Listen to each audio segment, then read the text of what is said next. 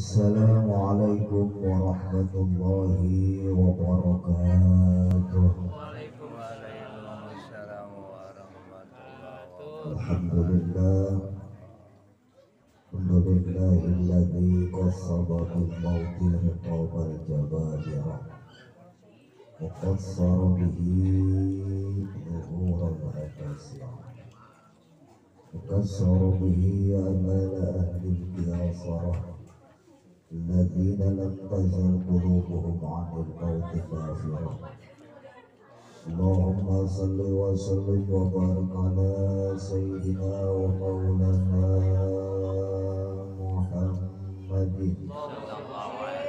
وعلى آله وصحبه ومن والاه.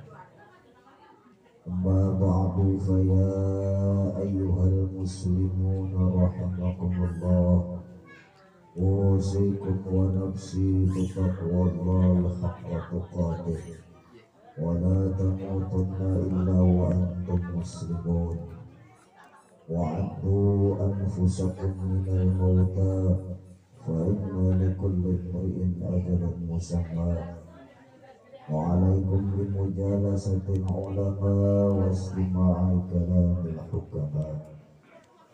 قال الله تعالى في محكم الأحكام وهو أصدق القائلين: قل إن الموت الذي تفرون منه فإنه ملاقيكم ثم تردون إلى عالم الغيب والشهادة فينبئكم بما كنتم تعملون. وقال نبينا وحبيبنا وشفيعنا ومولانا محمد: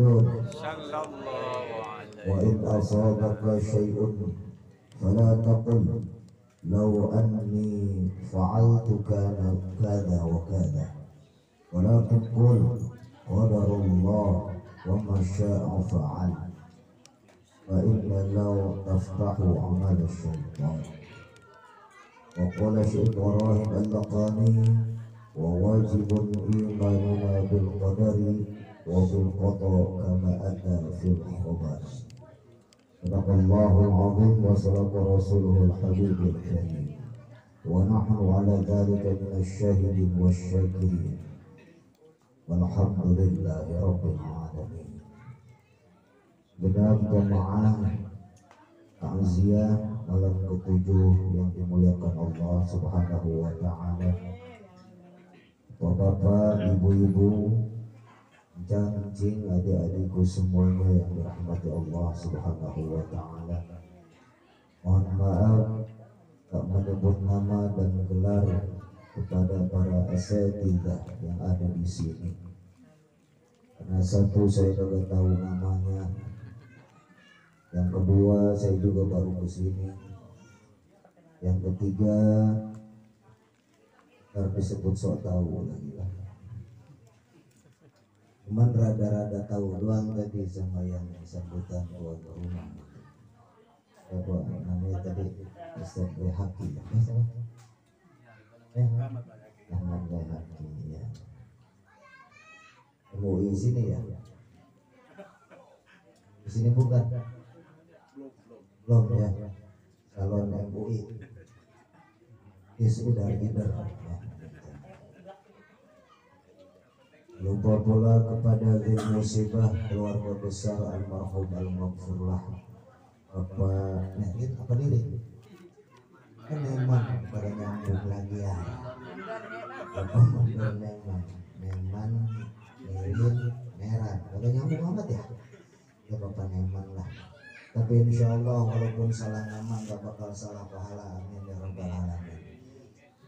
Hadirin yang dirahmati Allah Subhanahu wa taala, malam hari ini malam ke-7 berpulangnya orang tua kita, kawan kita, sahabat kita. Yogianya berpulangnya beliau kehadiran Allah Subhanahu wa taala sudah sepatutnya menjadi pelajaran buat kita yang hadir semua di sini. Karena kita pasti akan menyusul beliau entah kapan, gimana, bagaimana caranya, hanya urusan Allah yang tahu, bukan urusan kita. Urusan kita bagaimana mempersiapkan kematian yang pasti akan menjemput kita. Bagaimana caranya kita mempersiapkan diri kita untuk menghadapi segala pertanyaan nanti di alam kubur. Kita doakan sama-sama mudah-mudahan almarhum diampuni dosanya oleh Allah Subhanahu wa taala. Lipat gandakan segala amal kebaikannya. Allah jadikan keluarganya menjadi keluarga yang selalu bersabar dan bersyukur atas apa yang Allah berikan, dan mudah-mudahan kita yang pasti menyusulnya Allah matikan dalam keadaan husnul khatimah. Amin ya rabbal alamin. Hadirin yang dirahmati Allah Subhanahu wa taala. Hidup dan kehidupan hanya Allah Subhanahu wa taala yang tahu akhirnya seperti apa. Kita hidup di muka bumi ini gak lama. Imam Al-Ghazali di dalam kitab Minhajul Abidinnya beliau mengatakan, ada sebagian ulama yang mengatakan hidup kita di muka bumi ini cuma 3 hari. Cuma 3 hari. Hari yang kemarin, hari yang sekarang, dan hari yang akan datang. Bahkan ada lagi yang lebih parah nyebutnya. Hidup cuma 3 jam. 3 jam. Jam yang kemarin, jam sekarang, sama jam besok. Ada lagi yang lebih parah. 3 kali hembusan nafas. Nah, kita hidup itu cuma 3 kali merehat. Hembusan nafas yang udah dihembus, yang barusan tuh, bisa itu. Halo, ini kenapa mikrofon? Ini kayaknya mikrofon pengen disolatin ke ini. Hembusan yang pertama, kemudian hembusan yang sedang kita hembuskan, yang ketiga hembusan yang akan kita hembuskan. Jadi hidup itu cuma 3 kali napas. Usahasan jangan engkrek hidup. Baru malam ke-7 doang suruh nyiapin karung buat berkat kiai. Penghinaan. Kiai dikasih karung, motor, karung, satu pabrik norak jangan. Masa Ustaz dan Musa dikasih karung, memalukan. Yang ada buat ngarungin dia, akhirnya hidupnya. Nah oleh karena itu hadirin, ternyata hidup kita yang cuma 3 kali hembusan napas ini sudah sepatutnya harus kita isi dengan hal-hal yang baik, harus kita isi dengan hal-hal yang bersifat ukhrawi, yang bernilai ibadah kepada Allah Subhanahu wa ta'ala. Semua yang Allah tuliskan, semua yang Allah tentukan, baik itu senang, susah, kaya, belangsak, ini semuanya sudah menjadi qada dan qadarnya Allah Subhanahu wa ta'ala. Termasuk kematian, termasuk berpulangnya almarhum 7 hari kemarin. Ini semuanya sudah menjadi qada dan qadarnya Allah Subhanahu wa ta'ala. Sudah sepatutnya wajib kita itu mengimani segala qada dan qadarnya Allah Subhanahu wa ta'ala. Pahit, manis, buruk atau tidak, semuanya adalah qada dan qadarnya Allah Subhanahu wa ta'ala. Termasuk mikrofon yang nyewotin, dan qadar Allah Subhanahu wa ta'ala. Jadi harus kita terimain. Udah jangan pada berisi. Udah mau mana kali mau ganti baterai, biarin deh.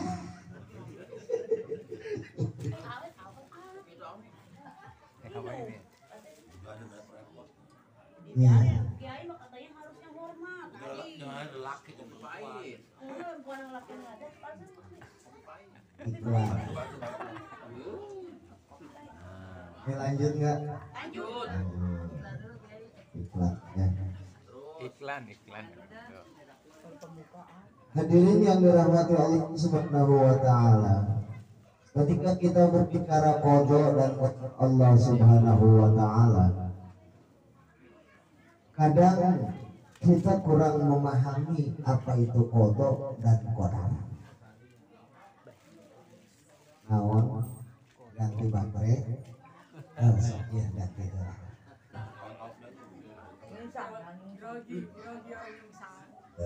Sudah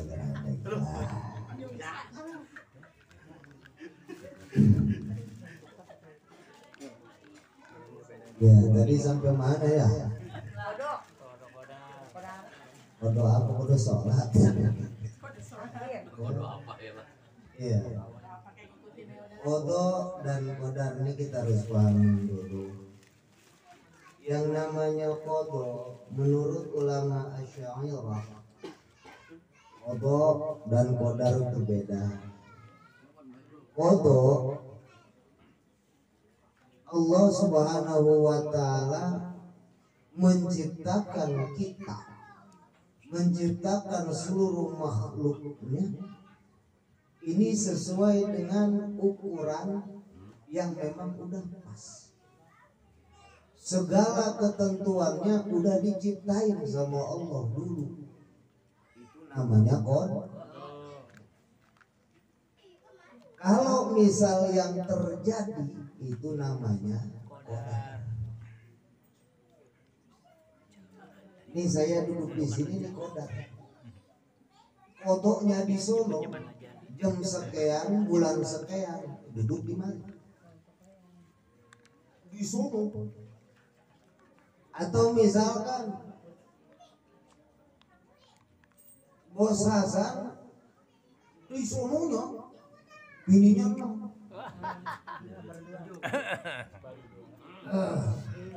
Keras lagi. Berarti kudu dua mati.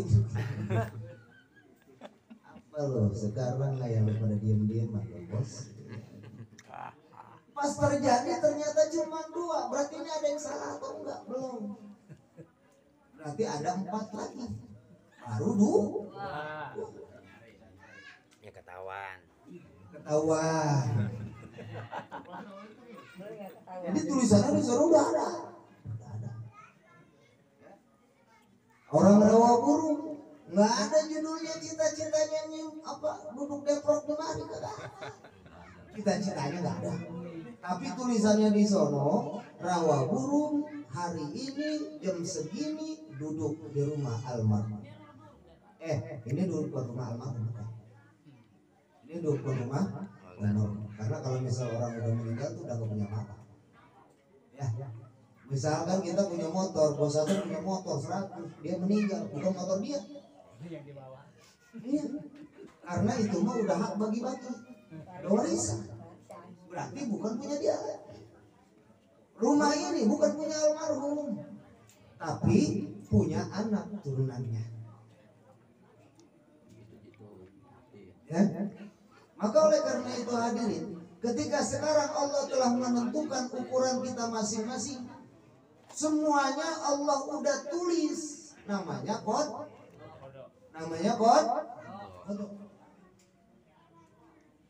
Di Lauhil Mahfudnya ditulis bahwa saya jadi kiai. Itu namanya qad. Kemudian Allah jadikan saya kiai, namanya karena Allah udah nentuin otaknya dia otak kiai. Karena kalau otaknya otak jamaah nggak bakal bisa jadi kiai. Udah ya dengerin aja, jangan ngomong. Karena dari sononya otaknya otak jamaah. Yang kalau suruh baca kitab beremengan, alasannya banyak. Padahal bisa. Padahal mah kagak berat. Ya? Jadi masing-masing udah punya ketentuan. Haji Musonib pangkatnya banyak, tulisannya di semua ada. Kemudian Allah buktikan pangkatnya banyak, bintangnya 7. Lo kayak puyer. Berarti itu kok. Gimana ini nih? Nih Allah bikin kita ukurannya. Bikin dulu nih mungkin, tapi belum diwujudkan. Itu namanya foto. Ukurannya udah ditentuin, termasuk ajalnya udah ditentuin, umurnya berapa ditentuin, rizkinya berapa ditentuin, itu namanya foto. Kemudian Allah wujudkan bentuknya. Haji Nasir kayak begitu, Ustaz Fatar ada menyon dikit misalkan. Haji Alwani rada gantengan dikit, lu ngehina kiai doraka lu, ini terserah saya. Terserah kiai aja. Itu Allah wujudkan, maka itu namanya jangan salah sebut. Cuman yang jadi masalah, kadang-kadang kita tiap hari ngaji bahwa kita kudu iman, percaya kepada qada dan qadarnya Allah Subhanahu wa ta'ala. Berarti kalau kita nggak percaya sama qada dan qadarnya Allah Subhanahu wa ta'ala, maka kita keluar dari keimanan kepada Allah Subhanahu wa ta'ala. Baik, buruk, manis atau pahit yang dirasa, ini semuanya qada dan qadar Allah Subhanahu wa ta'ala yang wajib kita terima. Hanya saja terkadang kita ini suka lupa diri. Lupa dirinya kenapa? Pernah nggak kita begini? Ini hati-hati. Pernah nggak kita kalau misal kena musibah, kalau aja dia nggak berangkat, kalau aja nggak main, kalau gitu, ada begitu. Baik, sering nggak kita? Sering nggak? Itu nggak boleh. Berarti kita itu nggak ridho sama keputusan. Coba kalau baba dulu lagi sakit dibawa ke rumah sakit, mati dong. Nggak boleh. Karena kata baginda Rasulullah Sallallahu Alaihi Wasallam wa ala alihi, wa idza asabaka syai'un, ketika kamu tertimpa satu perkara, ketika kamu merasakan satu musibah, maka kamu jangan berkata lau fa'altu kana kada wa kada. Kalau aja nih aku ngelakuin begini, kalau aja begini, maka pasti akan begini. Sering nggak kira-kira? Nih kalau misal bapak dibawa ke rumah sakit nih, bapak nggak bakal meninggal. Nih kalau misal sekarang nih, ini umpannya belanak, dapat ikan gede. Nih kalau misal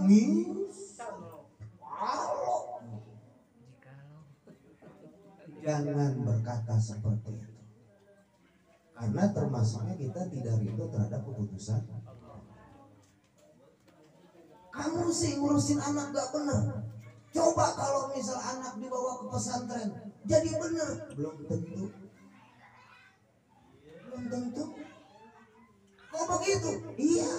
Emang yang bikin bener pesantren apa Allah? Allah. Jelas gak kira-kira? Paham sampai di sini kira-kira? Tapi katakanlah apa? Qadarullah wa masya'a fa'al. Ini semuanya sudah ketentuan. Apa yang Allah buat terjadi. Nah sampai di sini kira-kira. Kadang-kadang kan kita suka nyalain orang. Lu sih donganan. Apa kali donganan? Di kampung saya mah nggak ada donganan ini. Lu sih donganan. Kadang gini lagi. Kadang kita orang tua sombong nih. Ini sombong kita, salah, awas nih, awas. Kan gue udah bilang, lu jangan kawin sama dia, belangsakan lu. nggak lucu lu sama gua lu. Nah, sering nggak begitu? Ah, coba kalau lu nurut, ini mah udah takdir. Pasaran. Awas, ini berarti kita itu satu enggak ridho terhadap keputusan. Paham lebih di sini kira-kira? Apalagi ini mohon maaf rada nyelempang dikit ya, karena emang besok mau pada nyolok orang kampung besar. Awas nih, ntar aja jagoannya kalah, lu sih menurut tengah dukun. Kata dukun lu keluar aja jam 6 pagi, lu lewat 5. Jelas sampai di sini kira-kira. Awas, awas, menyatakan bahwa apa yang kita colok menang salah. Pokoknya mah yakin menang pilihan saya mah salah. Paham sampai di sini? Salah. Tapi kalau punya motivasi untuk menang, paham nggak kira-kira? Kalau ngomong udah, survei mengatakan 06 menang. Makanya ini untuk orang kampung besar semuanya kudu kembali ke ulama. Salah satu ulama, kalau mau dikatakan ulama saya, besok tanggal 10 jangan lupa colok pasangan yang ngasih ke masjid 100 miliar. Kalau nggak ada jangan colok apa. Ayo nasi. Tapi bohong, wajib kita milih pemimpin. Wajib. Jangan sampai gol. Siapa ya, cuman kalau saya mah kosong, karena yang 06 nyumbang ke masjidnya 10 miliar. Amin. Yaitu Haji Nasir dan pasangannya Haji Musoke. Amin. Dicoblos ya, coblos matanya. Paham sampai di sini kira-kira? Nah, hadirin yang dirahmati Allah Subhanahu wa taala, awas saya ulangi. Ketika sekarang kita mengatakan seperti terlebih punten orang tua, emak, guru, hati-hati. Jangan sampai mengatakan lu sih nggak nurut sama gua, coba. Bukan coba, coba. Kagak nyambung dong orang harimah dah. Coba. Lu nurut, nggak bakal begitu. Yang ada harus kita katakan qadarullah wa ma syaa fa'al. Ini semua udah takdir Allah. Ya sampai di sini kira-kira. Coba lo kalau pakai payung nggak kehujanan, belum tentu. Banyak orang yang pakai payung kehujanan. Banyak orang yang sakit dibawa ke rumah sakit, yang matinya malah pas tahu di bawah. Ya, jadi sekali lagi awas, jangan sampai terlebih yang bos, jangan mentang-mentang jadi bos. Awas, coba lu kalau bener kerja lu nggak bakal belangsak. Ya, bos. Apalagi misalkan sekarang ada anak muda ngomong, woi, lu bukannya sholat, maksiat mulu, dijawab sama dia, takdir Allah pak, belum bos. Jelas sampai di sini. Walaupun benar itu takdir, tapi kita tidak diperbolehkan berhujah untuk masalah maksiat dengan takdir. Nasir, pan gak puasa, ini sudah Allah tentukan. Kalau hari ini saya tidak puasa, haji belum, nggak boleh. Atau misalkan, hei, kamu kenapa jajan sama jablay? Takdir Allah Ustaz. Nggak boleh, haram hukumnya. Tapi bagaimana sekarang, apakah mengucapkan takdir seperti itu tidak boleh semuanya? Ada yang boleh. Kayak contoh, ini kayak contoh. Kalau kita dihina sama orang, maka kita boleh mengatakan takdir Allah ini. Ini boleh nih. Contoh, kita miskin, miskin, kemudian dihina sama orang, lu udah miskin, hidup lagi. Kita jawab, siapa yang mau miskin? Ini mah udah takdir Allah. Tapi untuk membela daripada hinaan orang lain boleh. Kepaham sampai di sini. Tapi kalau untuk membela diri nggak boleh. Siapa yang mau ditakdirin jadi bodoh, Kiai? Tapi dianya masih mau ngaji. Ini mah siapa yang mau ditakdirin bodoh, Kiai? Ini saya kalau pintar ngaji, baca Quran juga belum. Nggak boleh. Nih kalau misal kita ngomong sekarang, ya Allah, andai saya bisa ngaji, saya baca kitab. Widih. Saya aja bisa baca kitab, nggak baca semua. Ente baru main lo belakang jasa. Paham nggak sampai di sini kira-kira nih? Paham nggak? Hati-hati nih omongan-omongan kita yang kadang-kadang saat ini meleset, melenceng jauh. Mohon maaf, terlebih ini dalam pemilihan kadang-kadang yang menang pasti ini mau udah takdir Allah kita menang pret. Bagian yang kalah ini mau udah nyari kambing hitam. Lu sih malah ngasih duit, suka apa di sana-sana? Benar nggak kira-kira? Hati-hati. Anak kita nakal, mama sih ngurusinnya. Melihat santri bandel, kita ngomel, jangan. Coba lu kalau nurut sama gue, jadi lu kiai, belum tentu. Banyak Ustaz BHK aja di sini nurut sama gurunya. Mana jadi Ustaz doang? Belum jadi kiai, jangan macam-macam. Jelas nggak kira-kira? Makanya gue bilang juga ngaji. Kalau ngaji malu ntar bisa pinter. Banyak orang yang nggak ngaji jadi kiai. Banyak. Mama Wedus, Cirebon, pesantren di Mama Khalil Bangkalan Madura 10 tahun kagak ngaji. Ngapain doang? Ngombe. Makanya punya gelar Mama Wedus. Oh Wedus? Nah, 10 tahun.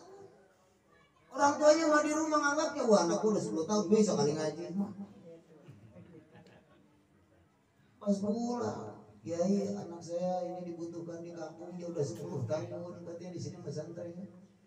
Mau diajak pulang lah katanya buat ngebangun Cirebon di sana biar di kampung biar ada Kiai. Atau Mama Wedus bingung. Boro-boro ngaji hilang anak luangnya lagi tanya, yang dia tahu kambing udah beranak berapa kali, baru tahu. Tapi apa kata Mama Holil? Dia ini minum kalau air ini Mama Holil ngambil air di gentong segini gelas lagi. Ayo minum nih. Kalau ini air asin, kamu lulus. Minum sama Mama Wedus. Gimana rasanya? Masih tawar, Mak.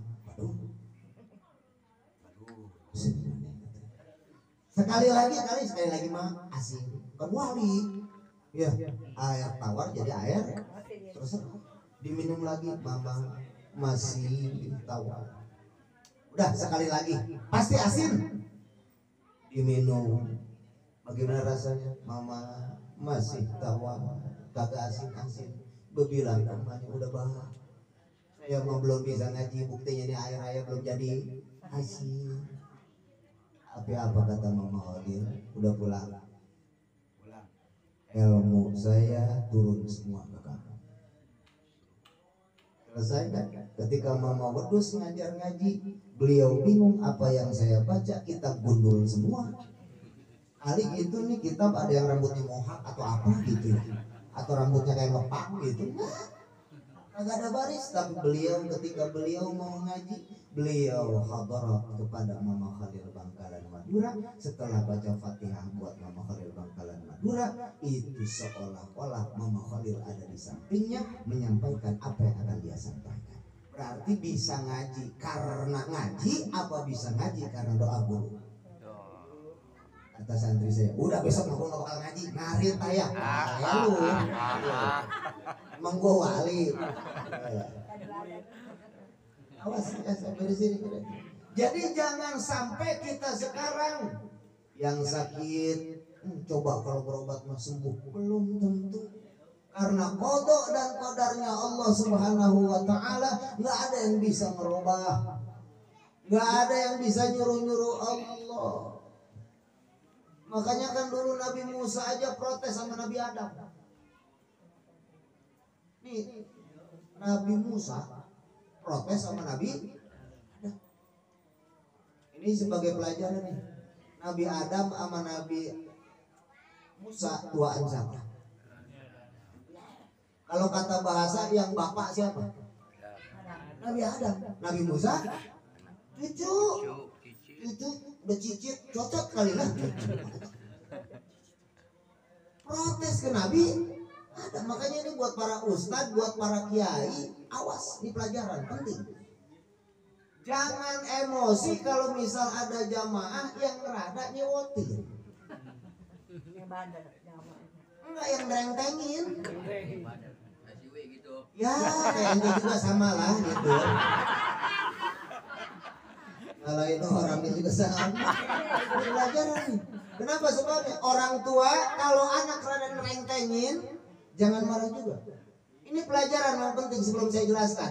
Nabi Musa, makanya itu ada hikmahnya. Apapun yang Allah ciptakan pasti ada hikmahnya. Nabi Musa rada-rada nyewotin kan itu. Masa ngedebat engkongnya?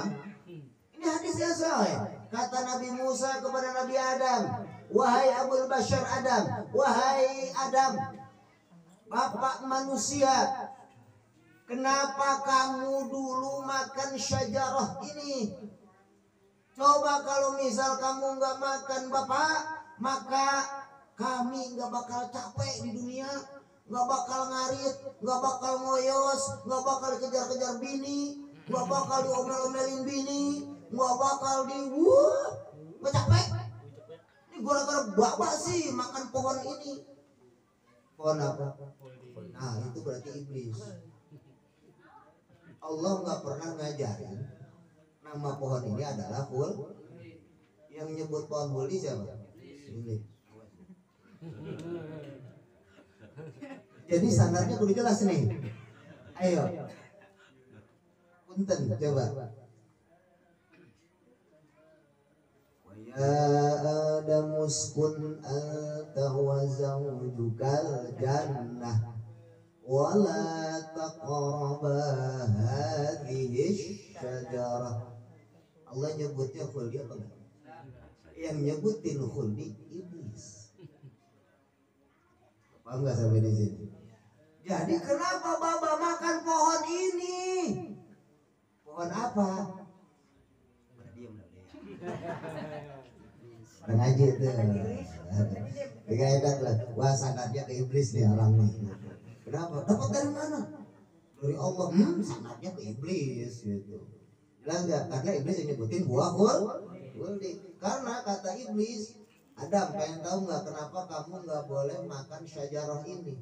Karena kamu nanti akan kekal. Khuldi artinya apa? Kekal. Kalau kamu makan buah ini, kamu akan kekal di surga. Berarti yang dinamain buah khuldi siapa? Iblis. Sampai di sini kira-kira. Jadi sanad ilmunya. Ayo loh. Buah apa?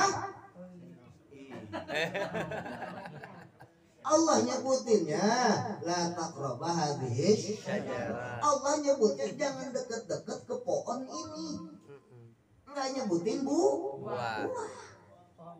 Kata Allah jangan deket-deket pohon ini. Ke pohonnya aja jangan deket, apalagi makan buah. Jelas nggak kira-kira?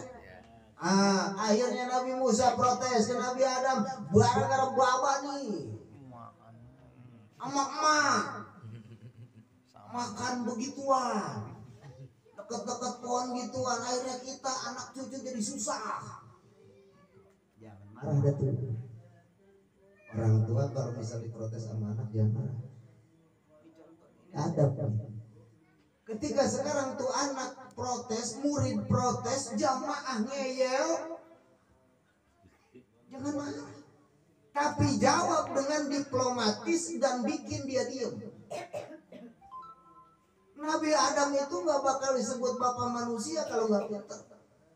Dibalikin nama Nabi Adam, Musa, kamu punya gelar kalamullah, kamu punya gelar nabi yang bisa berbicara dengan Allah.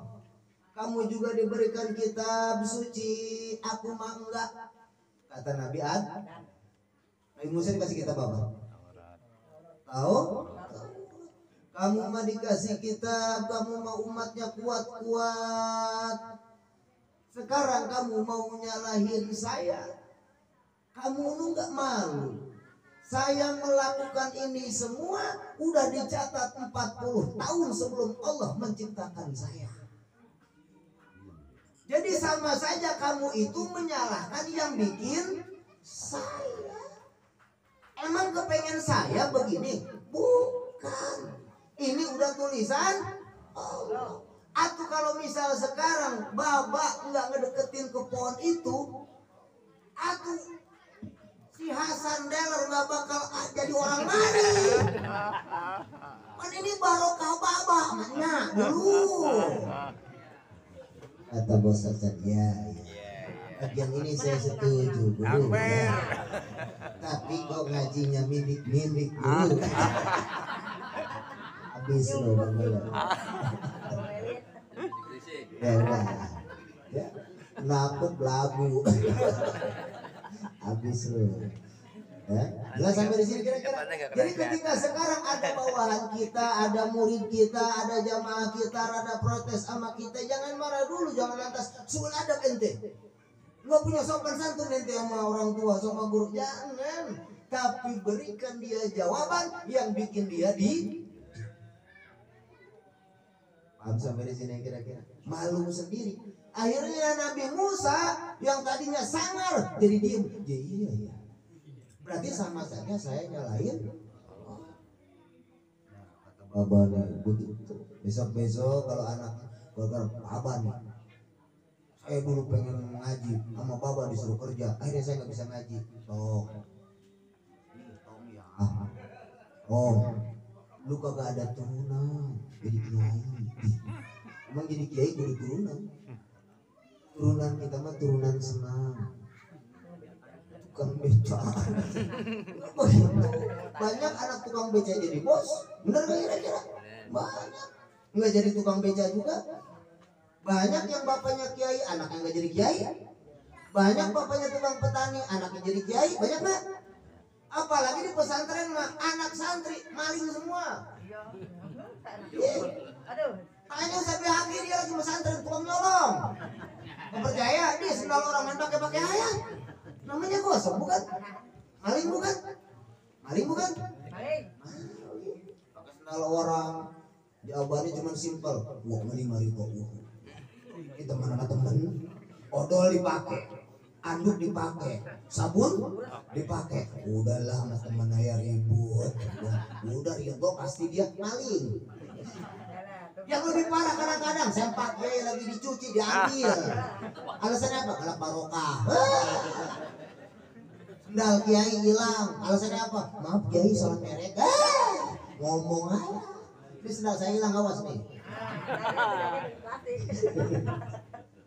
Lah sampai di sini kira-kira awas. Tapi pas pulang santri mah nggak jadi maling.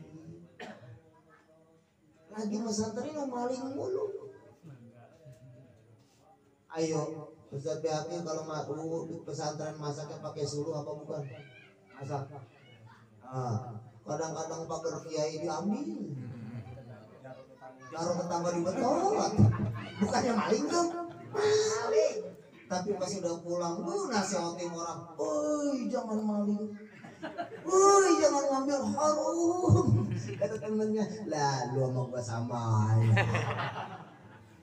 Ada ayam masuk langsung ngamalin bab fikih. Hadhihi luqatah. Ini bab temuan. Mari kita amalkan fikih. Ada ayam masuk main potong ayam. Luqatah. Barang temuan. Ada PA. Ada begitu. Ini masalah qada dan qad. Bahkan kadang kita jangan sampai nyalain. Ada satu riwayat Imam Asy-Syafi'i rahimahullah. Beliau pernah ditanya sama iblis laknatullah. Iblis rubah rupa, nyalin rupa jadi manusia. Tapi Imam Syafi'i tahu bahwa itu iblis. Iblis bertanya kepada Imam Syafi'i, wahai Imam, andaikan sekarang ada orang yang menciptakan aku, kata iblis, dia juga mengolah aku semau dia, dia juga menjalankan aku semau dia bikin aku semau dia. Kemudian ketika aku masuk neraka ataupun ke surga terserah dia. Kira-kira orang itu adil, jolim, atau biasa-biasa aja? Kata siapa? Kata iblis. Saya ulangi. Jadi iblis ngetes Imam Syafi'i. Kata iblis, kalau ada orang yang bikin saya begini, modelnya begini, bentuknya begini, fungsinya begini, tugasnya begini, kemudian saya melakukan apapun memang ciptaan dia, kemudian saya masuk neraka atau surga juga terserah dia. Bahkan kata dia, sekarang saya diputusin masuk neraka. Kira-kira dia ini jolim apa adil? Imam Syafi'i dites kayak begitu. Kira-kira menurut kita adil apa? Adil nggak? Ini kita bikin sesuatu. Kayak gini nih contoh. Kita bikin sepeda, kita bikin motor. Motor kita yang ngejalanin, motor yang kita mau tabrakin, kayak mau kagak ya. Kita yang bikin gitu kan. Ini sengaja kita tabrak-tabrakin. Tugas lu gue bikin motor buat nabrak. Jadi bukan buat dibawa. Pokoknya ini motor tugasnya buat nabrak. Ustaz Yahya bikin mobilnya bagus, jasa. Tapi itu mobil tugasnya buat nabrakin orang. Kira-kira nih menurut kita jolim enggak tuh orangnya? Jolim enggak? Menurut kita jolim enggak? Oh, menurut kita jolim. Tapi ternyata Imam Syafi'i pun diam. Imam Syafi'i. Kemudian Allah memberikan ilham. Apa jawab Imam Syafi'i? Wahai iblis laknatullah, jikalau engkau diciptakan sesuai keinginanmu, maka orang yang bikin kamu jolim.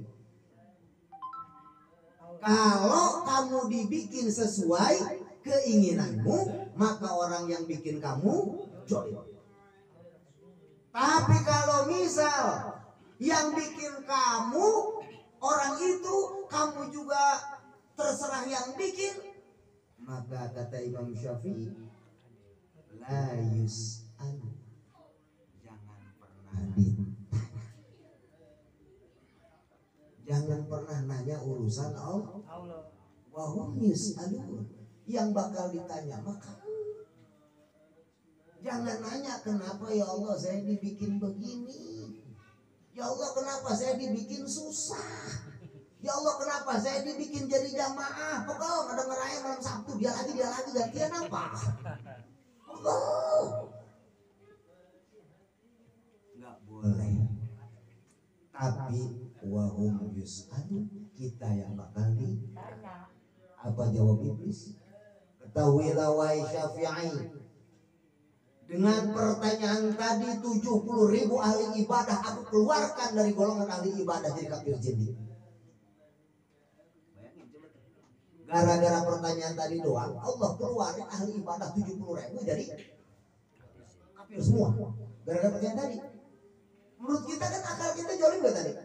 Lah dibikin tapi buat merusak doang, dibikin buat merusak doang. Wah jolim nih orang. Paham nggak kira-kira? Tapi ternyata itu jebakan iblis. Paham sampai di sini kira-kira? Berarti Allah jolim apa enggak? Enggak, terserah Allah. Yang bikin Allah. Mau digimanain terserah Allah. Jangan protes. Paham sampai di sini kira-kira? Tapi katakanlah qadarullah wa ma syaa fa'al, apa yang telah Allah tentukan, Allah putuskan, dan segala perkara telah ada ketentuannya. Nah sampai di sini kira-kira. Ini hati-hati, banyak yang kita yang tersesat gara-gara apa? Gara-gara bisikan iblis. Hati-hati, hati-hati itu kayak tadi tuh. Gara-gara maksi, gara-gara lu sih. Itu keluar dari kita tuh. Ngerti nggak? Ini terlebih besok hari Minggu, awas, awas, jangan sampai keluar kata-kata pasti menang. Ente siapa? Jelas, das kalah. Udah takdir Allah. Bisa nggak ngomong kayak begitu yang kalah? Yang kalah ngomong begitu. Kalau yang menang mah iya ya. Enak aja. Ya kayak gini nih kita ngomong ke Saiful Musibah. Sabar kok ya, udah takdir Allah. Kita mah nggak ngerasain, gampang ngomong. Bagian dia yang ngomong. Berat nggak kira-kira? Nah makanya besok mau menang mau kalah itu semuanya udah takdir. Jangan sampai kita sekarang ngomong gara-gara ini awas. Ke rumah tangga awas, gara-gara lu nih anak jadi begini.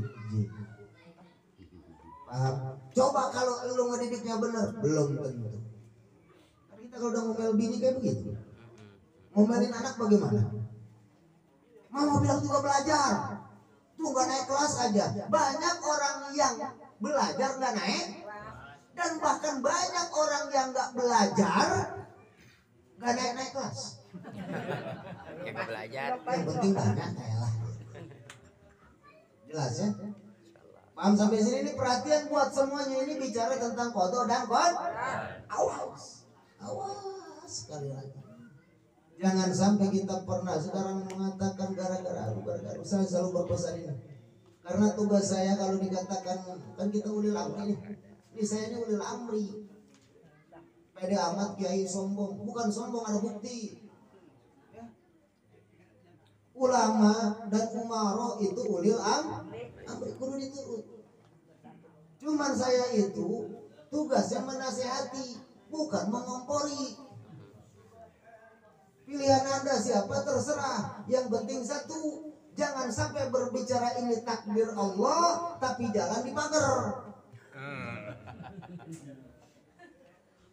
Jangan bicara ini takdir Allah sama tetangga tetangganya.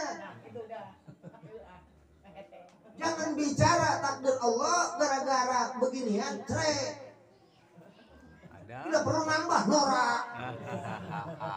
Baru 2 engkreng. Ada orangnya? Ada. Foto kirim di grup. Udah. Jelas sampai di sini. Kan banyak yang begitu banyak nggak kira-kira? Udah pokoknya kita pererat persatuan begini.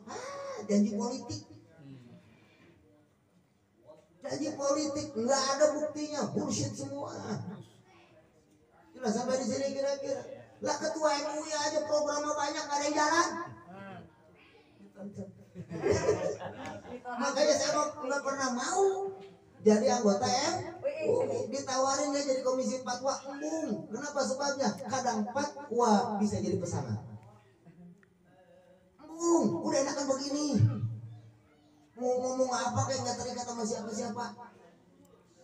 Saya bilang haram-haram, saya bilang halal-halal, saya bilang mubah. Nggak terikat sama MUI, nggak terikat sama gubernur, sama siapa, nggak terikat. Makanya paling bodoh-bodohnya orang yang nyamperin ke pemimpin. Tapi sehebat-hebatnya pemimpin yang nyamperin ulama. Jelas. Minhajul Abidin mengatakan, ulama datang ke pemerintah, ulama datang ke sultan tanpa diundang. Itu orang bodoh. kecuali diundang maka wajib dipenuhi, titik, selesai, sudah gunung. Kan kiai katanya jangan mendekati ulama, saya mah diundang, dan ketika diundang oleh sultan maka wajib saya mengabulkannya. Jelas. Udah datang mah kelihatan muka, balik lagi. Yang penting apa? Datang. Nah, sampai di sini kira-kira. Ini mah terlalu ketat. Asal ada kiai yang ada di pemerintahan. Kiai sudah bool su. Selesai mah. Jelas. Abah Lutfi, sekelas Abah Lutfi disebut ulama su, berani?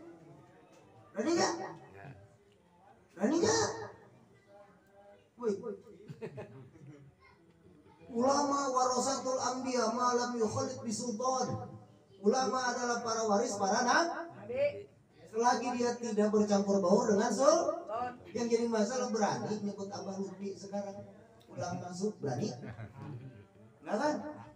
Tapi kenapa kita sekarang gampang menilai orang seperti itu? Belum tentu dia dekat ke sultan karena ada tujuan pribadi. Enggak, bisa jadi dia ngedeketin sultan karena ada tujuan maslahatil umat. Baik sangka aja dulu. Tapi kebanyakan kiai emang orang-orang kiai-kiainya usaha-usahanya ngedeketin pemerintah karena biar dapat THR. Nah itu yang begitu. Alhamdulillah sampai saya mah daftar saya di FUI nggak ada. Jadi nggak kebagian sarung. Betul ya tiap tahun. Ada bos Asan yang sekarang. Ya kan tiap tahun dapat BHS gitu kan. Lah saya mau dikasih sama masjid juga kagak gitu.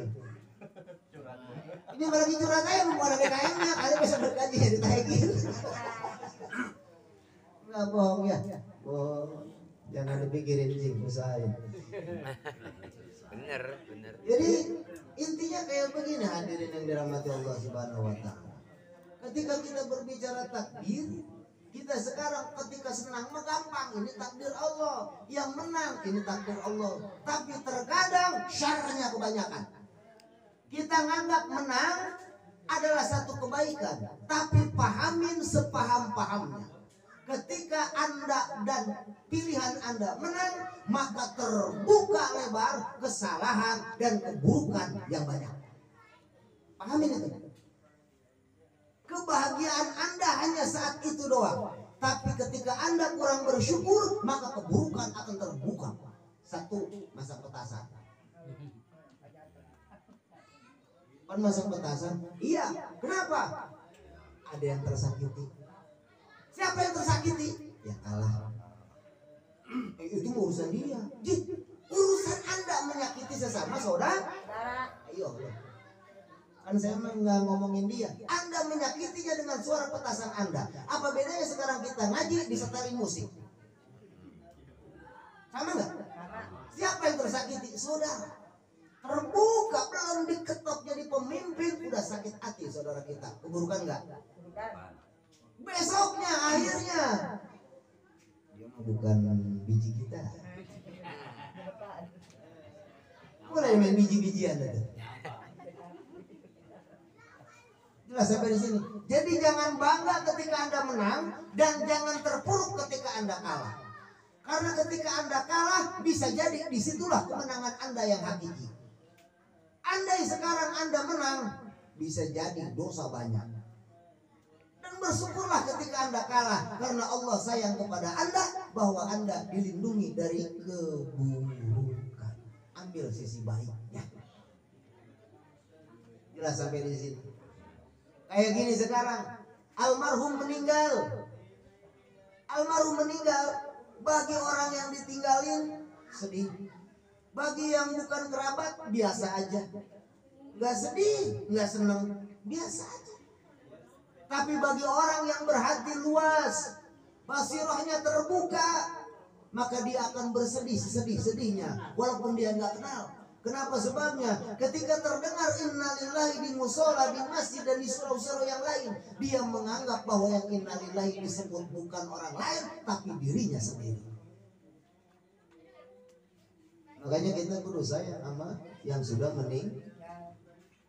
Makanya di kita itu nih bapak Nerif nih. Neman. Kenapa kita tahlilin? Ini Ada satu riwayat mengatakan ketika seseorang meninggal kemudian dia masuk ke alam kubur, maka dia wajib untuk merasakan yang namanya fitnah. Wajib. Fitnah kubur itu adalah pertanyaan munkar. Mau siapa aja, mau muslim mau non muslim, mati wajib mendapatkan pertanyaan siksa. Orang mukmin, ini orang mukmin. Orang mukmin ditanya minimal 3 kali dalam 3 hari. Standarnya 7 kali dalam 7 hari. Makanya ulama-ulama kita mentradisikan tahlilan karena nolongin, ngebantu almarhum. Jelas. Karena saat ini almarhum baru malam ke-7, berarti tadi maghrib, tadi johor, tadi ditanya tentang akidahnya, ditanya tentang tauhidnya, bukan ditanya tentang berapa anaknya, bukan ditanya berapa bininya, bukan ditanya berapa luas tanahnya, bukan, tapi ditanyanya bagaimana pendapat kamu tentang orang ini, yaitu Nabi Muhammad Shallallahu Alaihi Wasallam. Kemudian ditanya tentang syahadat. Pertanyaannya itu aja, tapi ditanyanya berulang-ulang berhari-hari. Jadi bukan sekarang ditanya udah selesai, enggak, terus dikasih fit. Paham sampai di sini? Makanya kita bantu almarhum, kirimin doa, kirimin Fatihah. Mudah-mudahan beliau diberikan kemudahan dalam fitnah kubur, pertanyaan munkar. Musa pakai pasti ketika dia masuk rohnya dibalikin, maka dia akan ditanya oleh munkar. Kiai mah kalau mati nggak ditanya kali mau kiai ke, mau ustad ke, lagi dalam Tapi kalau munkar nakir bagian nanya ke orang kafir manusia. Tapi kalau nanyanya ke orang mukmin kayak kita, dia dan nanya juga sopan, nanya juga baik, wajahnya ganteng.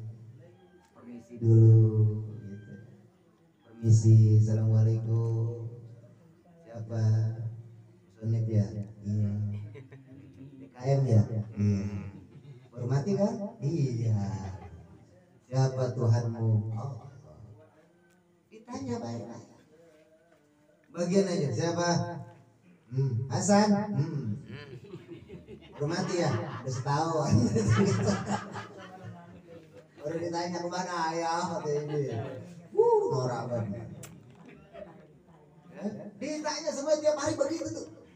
Nanyanya pakai apa Kiai? Pakai bahasa Arab? Kagak. Ulama Ahlussunnah wal Jamaah menyatakan bahwa ketika orang yang meninggal ditanya sesuai dengan bahasanya masing-masing. Bukan ditanya dengan manro, bukan orang Arab itu mah. Kalau orang Tagalangus ditanya, siapa Tuhan loh? Nabi loh siapa? Jadi munkar nakir itu hebat. Guru bahasa kali itu ya. Orang Sunda saha. Yang bagian kalau ditanya nih. Kebingungan dulu kan yang begini.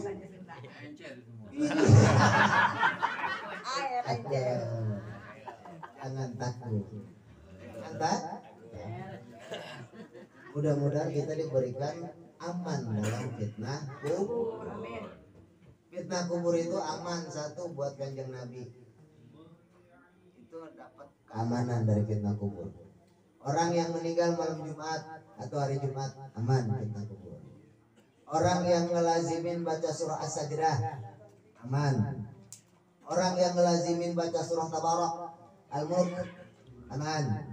Orang yang saat sakit yang mana sakitnya tersebut mau mati, Jadi sakitnya itu membawa kematian. Dia baca kulhu 100 kali maka dia juga aman. Jelas. Kiai berarti belum tentu aman. Belum.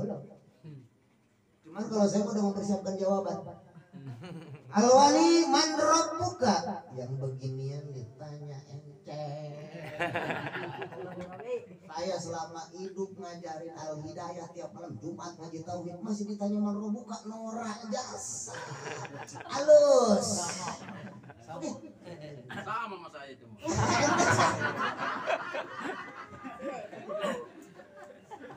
Gampang ya kalau saya. Ya udah. Ini mah ditanya Haji Nasir meninggal ya Nasir. Man rabbuka dulu. Kenal sama Haji Alwani ya? Kenal. Saya muridnya. Haji Alwani udah enak belum? Wow. Kuburannya diluaskan 70 zira. Panjangnya 70 zira, lebarnya 70 zira. Haji Alwani dia bilangin, nih murid enak-enakan tuh dia. Makanya jadi kiai, jadi ustadz itu capek. Orang-orang mau udah di surga, kita mah nyariin yang di neraka. Ini koreksi, tolong. Siapa? Ya Allah. Apa insan yang hari biasa kejepit dulu. Buat sundik nyewotin. Gurunya udah enak-enak di surga nyariin luasan. Dia bilang juga kalau misal ngomongin macam-macam. Jadi ustadz jangan bangga di dunia doang. Jadi kiai bangga di dunia doang, di akhirat capek walaupun masuk surga enak-enakan di surga nggak bisa. Kita suruh nyari, takutnya ada jamaah hidayah yang nyemplung. Tapi insya Allah di sini mah pasti masuk surga. Ya nyemplung dikit mah ada lah. Bos. Meleng. Cuman gak lama. Karena orang mukmin walaupun masuk ke neraka maka itu seperti orang tidur. Panas mah panas, tapi nggak panas. Ngerti nggak? Kata yang lain panas, kata dia mah enggak. Padahal dikelilingi oleh api. Cuman areng-arengnya ada nempel. Panas juga. Panas juga ya ini. Kayak gitulah. Insya Allah mudah-mudahan kita mati dalam keadaan selamat. Ini bicara tentang qada dan takdir Allah Subhanahu wa taala. Awal. Hadirin yang dirahmati Allah Subhanahu wa taala, di 10 ya, ada pengalaman. Jadi sebelum kita tutup ngaji ini, satu yang pertama, hindari kata-kata jikalau, ya, kalau ayah, Coba. andai kata dan saudara-saudaranya. Yang kedua, saya berpesan bagi para guru, para asatidz, orang tua, jangan merasa dilunjak sama murid, sama jamaah, sama bawahan. Karena sebelum kita pun ada yang protes. Ini pelajaran adab. Tapi bukan lantas kita diam, tapi berikan jawaban yang terbaik. Yang ketiga, jika sekarang kita mengaku beriman kepada Allah, maka kita wajib percaya terhadap qada dan qadarnya Allah. Jangan berbicara ini sudah jadi takdir Allah, tapi untuk berhujjah, untuk alasan membela diri. Yang keempat, saya berpesan, ketika sekarang kita besok mau melaksanakan, banyak membaca bismillah. Ingat, kita semua akan ditanya atas apa yang menjadi pilihan kita. Baik buruknya semuanya Allah sudah menentukan, tapi di situ ada campur tangan kita. Maka berbanyaklah istighfar, karena syarat mengangkat imamah, syarat menjadi imam berat. Yang kelima, jangan fasik, harus adil. adilnya adil adalah syahadah, minimal secara zahir dia jarang fasik. Kalau kita lihat kan sekarang susah, pilihan calon pemimpin kampung besar 5-5-nya fasik mah kayak kita jalan terus, dosa jalan terus. Maka oleh karena itu perbanyaklah istighfar, memohon perlindungan kepada Allah Subhanahu wa Ta'ala. Yang kelima, ketika nanti pilihan kita menang, tolong jangan euforia, jangan berbahagia di atas penderitaan orang lain, karena itu salah. Contoh, kita memuji kepada Allah, alhamdulillah warung saya mangga kebakaran, tetangga angus, berarti kita bahagia di atas penderitaan orang lain, dan itu salah. Jelas, alhamdulillah saya mah selamat, yang lain mah dosa. Di sini salah. Yang keenam, ini yang terakhir, mudah-mudahan Allah Subhanahu wa Ta'ala selalu menghimpun kita di dalam ajaran baginda Nabi Muhammad Sallallahu Alaihi Wasallam. Kita perkuat akidah kita, terlebih di akhir zaman yang penuh fitnah ini. Kita kuatkan tauhid kita sesuai dengan ajaran guru-guru kita yang menganut mazhab Asy'ariyah wa Maturidiyah. Mudah-mudahan kita semuanya diselamatkan akidahnya. Ingat, apapun yang kita lakukan, apapun yang kita perbuat, ini semuanya sudah ketentuan Allah Subhanahu wa Ta'ala. Hanya saja yang baik selalu sandarkan kepada Allah, yang buruk sandarkan kepada diri sendiri, jangan kepada Allah. Kita sakit, sandarkan kepada diri kita. Ya Allah, Engkau memberikan aku sakit, jangan berarti kita nggak adab ke Allah. Paham? Bagian ke Allah mah yang baik-baik. Ya Allah, Engkau berikan aku miskin, jangan. Ya Allah, Engkau berikan aku susah, jangan. Ya Allah, katakan saja aku susah. Paham? Ya Allah, katakan saja aku bodoh. Paham dari sini? Tapi bagian yang bagus-bagus, katakanlah ini semuanya fadl dari Allah Subhanahu wa Ta'ala. Saya jadi orang kaya karena fadl Allah. Saya jadi kiai karena fadl Allah, bukan karena cerdasnya saya, bukan karena pintarnya saya, bukan karena banyaknya modal yang saya keluarkan, bukannya pintar guru saya, tapi ini murni fadl Allah Subhanahu wa Ta'ala. Allah Subhanahu wa Ta'ala. Tapi setiap keburukan sandarkan kepada diri kita. Emang salah saya, emang keteledoran saya. Allah nyuruh saya jaga kesehatan, saya malah enggak jaga. Selalu saja seperti itu. Allah bilang ngaji jangan lama-lama, maka saya jawab segitu aja. Wassalamualaikum warahmatullahi wabarakatuh. Waalaikumsalam warahmatullahi wabarakatuh. Demikianlah nasihat dari guru kita yang di Mukarramah Mukhtaram Kiai Haji Halwani As-Hizaki. Meningkat acara selanjutnya yang didoakan untuk dan juga sebelum doa penutup yang akan disampaikan oleh